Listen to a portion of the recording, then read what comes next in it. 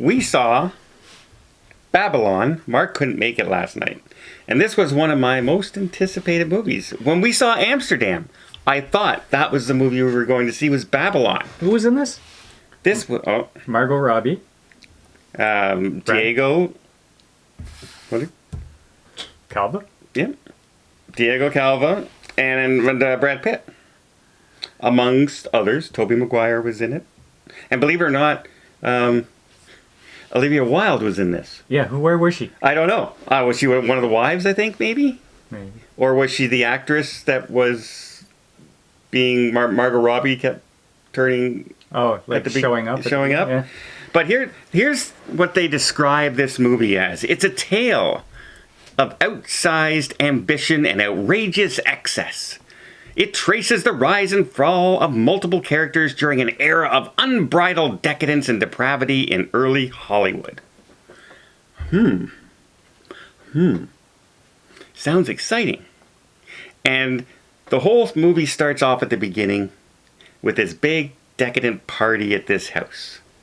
It's a raging orgy. Basically. That's what it is. There's more... Decadent party? Raging orgy. Well, there was more nudity in that opening scene. I saw so much taint that it made me queasy. Yeah. But we're introduced to the three main characters now. Margot Robbie is this fast-talking, swindler kind of girl sneaking into stuff. She convinces people that she's more famous than she is. She could talk her way into stuff, and she's a girl from Jersey, and she wants into this party. She gets in, but she wants to be the next Hollywood starlet. Brad Pitt already is a starlet. He's a starlet? Sorry. He's, who would be best for him? Cary Grant, that kind of character. The typical... movie star from the silent era that you would, the slick black hair and the slim mustache, that kind of thing. And then we have Diego Calva, who is a elephant guy and a guy who just wants to work on movie sets. Then there's other characters. We'll get into that later. But, man, this movie is a mess. It goes all over the place. Now, was it because it was such a long movie that you just got tired of following the story? There were so many long sequences in the movie. I kept going to Paul and saying, the movie has time for this. Because it was inconsequential stuff happening on screen. It was 3 hours long. That meant nothing to the story. Like, there's this one part that lasted for about 20 minutes where they go out to fight a snake in the desert, and it bites the actress, and she's running around with this snake on her neck, and there's chaos, and this lasts 20 minutes. It has nothing to do with the rise and fall of Hollywood. It's just, that's what happened for 20 minutes. There was a 20-minute scene as well of them trying to take their first sound picture. Take after take after take after take. And we watched the same scene for that 20 minutes. Yeah. Now, there was some... Do you think Hollywood is trying to punk us? Well, this movie was like a $120 million budget.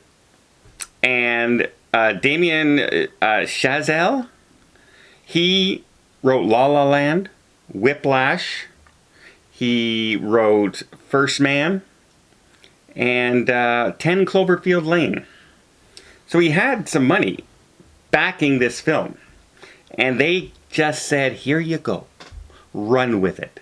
Write that movie and direct it, Damien. Write it. And he did. Well, you may have seen Once Upon a Time in Hollywood. This is that movie. Except just much longer and more decadent. But earlier in Hollywood. Yeah. Like, that was in the transition to Western, from Westerns to something else, or whatever. Or sound, period. And, talkies. Well, no, this movie is the transition. Yeah. Oh, to the talkies. other one, yeah. Yeah.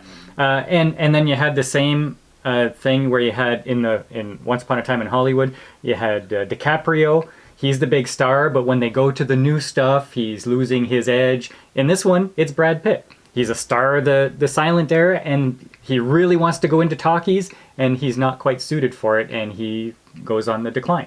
It's basically the same movie. It is. In fact, in both movies, Margot Robbie is the star up-and-coming starlet, and she goes to watch herself in the movies. In both movies. And the first thing I said is, didn't they did they take this film from the other movie and just put it in? Because they could have. Now, I still say it was well acted. It was very well acted. Was just way too long. This did not need to be anywhere near 3 hours. You know what you should do? Re-edit it and take out all the stuff that doesn't need to be there. There's a whole scene in there with Tobey Maguire that absolutely did not need to be in the film. Like we think the movie is over, and then there's another hour with this side story with all of a sudden one of the characters from the set who just keeps popping up, who's dealing drugs. All of a sudden he's involved, with money laundering kind of thing, like forgery. Like, what the heck is going on in this movie? It made. I don't even know if I can say he should direct. The visuals were really good, except how many focused scenes did we see of the camera focusing on trumpets in this movie? Like 15 times. They would zoom in on a guy playing a trumpet, stay there for like 35 seconds. Well, that was the transition from scenes. He likes trumpets. I think the main problem with this movie that I had, really well acted. Brad Pitt and Margot Robbie are two of my top actors right now that I enjoy watching. But man, there was no cohesiveness to this movie. Say that again? Cohesiveness. Okay, thank you. Cohesiveness. Sometimes my mouth doesn't work at 2 o'clock in the morning. So many jokes. Okay, now now the movie starts off in the silent era, and it follows 3 characters. Now Margot Robbie, Yep. she's nothing, but she wants to be a star, and then she shines as she's discovered, and then you see her growth in the industry, and you see the guy who's the elephant guy. He finally gets his break as an assistant to Brad Pitt, and then he gets onto the set and he has some good ideas, and you see his growth.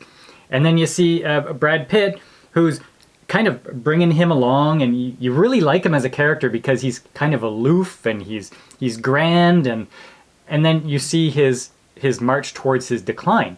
All of that was good, and you also see the steps taken from the black characters getting their due, becoming famous.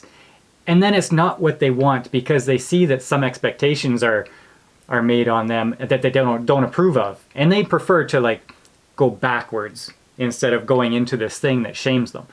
All of this is really interesting. The march towards the new era of Hollywood. Mm-hmm. That's great. It's 3 hours long. Scenes are scattered everywhere. You don't know what's going on, why they have that, why is it so long. I enjoyed all of it.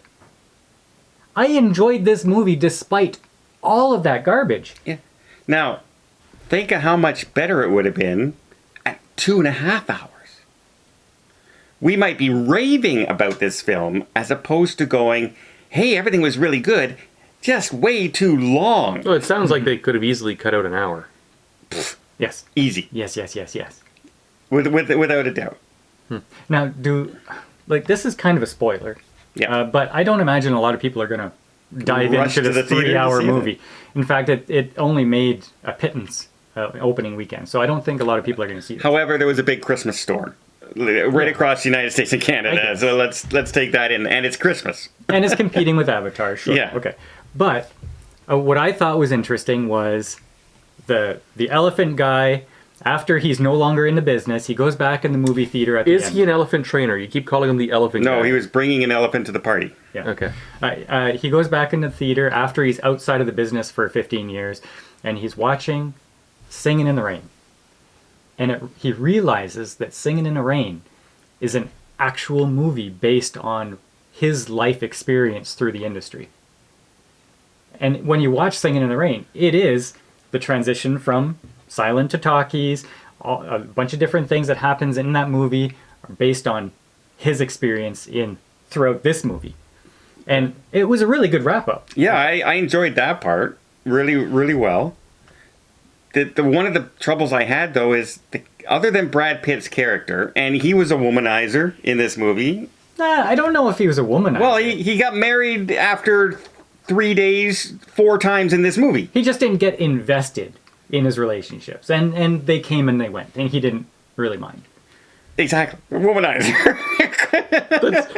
That's the same way to say the same That's thing. the definition of womanizer. He didn't treat women badly. That's what I'm saying. He wasn't a womanizer in that sense. No. He just saw a beautiful woman and just married her and then divorced her right away and this kind of stuff. But, like, we didn't really like Margot Robbie's character. She turns, like, she's a druggie, she's over the top, she flips off the handle all the time. What's his Manny Torres is Diego Calva character. He starts off as this really innocent guy at the beginning and just wants to be in Hollywood, and he turns into kind of like a dirtbag. Well, a focused executive, because that's what he becomes. Yeah, but he's telling, like, he makes this couple break up because of the story, and he's the bad guy in his role. He turned and it goes really quickly. We don't see a transition into that. He just becomes that right away. He breaks up the lesbian couple. He makes the trumpet player put black makeup on himself. He's already black. Yeah, but if you he's the bad guy. But they're trying to tell you that as Hollywood was becoming a bigger business, more people from the top were telling him how to operate things, and so he was forced to do these things by his higher ups, which still happens today, right? True, but they weren't likable characters, is what I'm saying. Like, I didn't go, yeah, I wish I got, other than Brad Pitt. No, but if they were to take the time to make him gradually do it, it'd have been a 4-hour movie. That's true. That's true. Or take out some of the scenes that just did not need to be there at all. The opening dance scene was 25 minutes. Okay. Easy. Now, do I recommend you go see this? No. Do I recommend you watch this? No. However, I liked it. I don't know how many people are going to like it. It's not a perfect movie. A lot of bad things that Paul liked. So take that with a grain of salt. I thought it was good despite all its flaws. Like, there were some laugh out loud moments in this, and some visually beautiful scenes when they're filming the gladiator type war scene in the back. Beautifully shot. Excellent stuff. It's just kept going. Just be aware that if you do decide to dive into this, in the first 2 minutes you have poop on a person, you have pee on a person, you have lots of nudity at a party that goes on for about 40 minutes. That's how it starts. Yeah. Okay? That's setting the tone. And it's not just normal poop. It's full-blown elephant poop.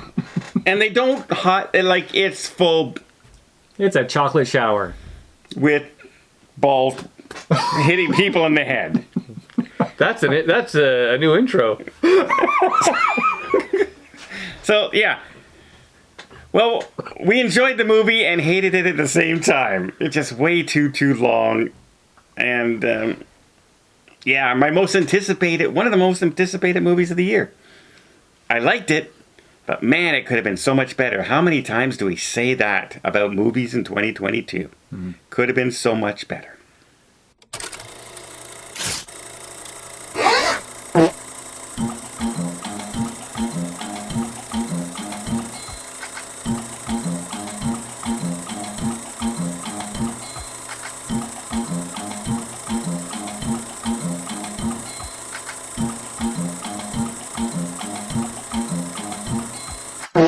Balls hitting him in the head.